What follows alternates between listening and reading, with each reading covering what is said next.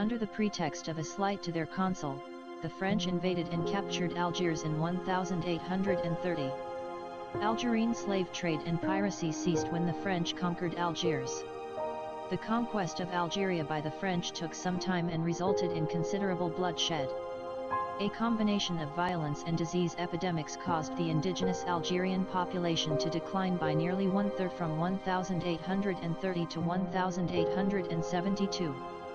Historian Ben Kiernan wrote on the French conquest of Algeria: by 1875, the French conquest was complete. The war had killed approximately 825,000 indigenous Algerians since 1830. The population of Algeria, which stood at about 1.5 million in 1830, reached nearly 11 million in 1960. French policy was predicated on civilizing the country. During this period, a small but influential French-speaking indigenous elite was formed, made up of Berbers, mostly Kabyles. As a consequence, French government favored the Kabyles. About 80% of indigenous schools were constructed for Kabyles. From 1848 until independence, France administered the whole Mediterranean region of Algeria as an integral part and department of the nation. One of France's longest-held overseas territories, Algeria became a destination for hundreds of thousands of European immigrants, who became known as colons and later, as pied noirs. Between 1825 and 1847, 50,000 French people emigrated to Algeria. These settlers benefited from the French government's confiscation of communal land from tribal peoples, and the application of modern agricultural techniques that increased the amount of arable land. Many Europeans settled in Oran and Algiers, and by the early 20th century they formed a majority of the population in both cities.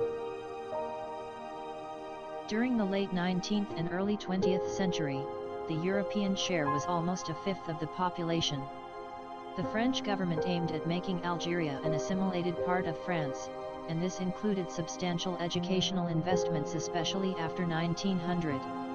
The indigenous cultural and religious resistance heavily opposed this tendency, but in contrast to the other colonized countries' path in Central Asia and Caucasus, Algeria kept its individual skills in a relatively human capital-intensive agriculture.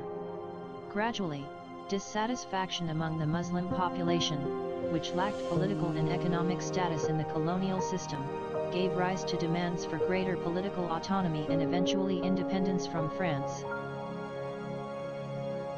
In May 1945, the uprising against the occupying French forces was suppressed through what is now known as the Sétif and Guelma massacre.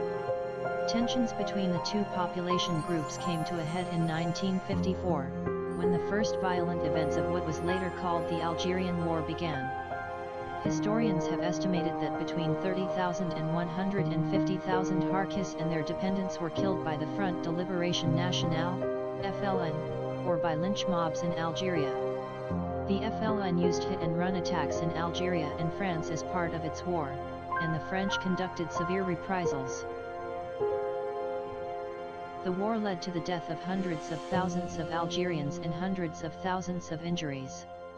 Historians, like Alistair Horn and Raymond Aron, state that the actual number of Algerian Muslim war dead was far greater than the original FLN and official French estimates, but was less than the 1 million deaths claimed by the Algerian government after independence. Horn estimated Algerian casualties during the span of 8 years to be around 700,000. The war uprooted more than 2 million Algerians. The war against French rule concluded in 1962, when Algeria gained complete independence following the March 1962 Evian Agreements and the July 1962 self-determination referendum.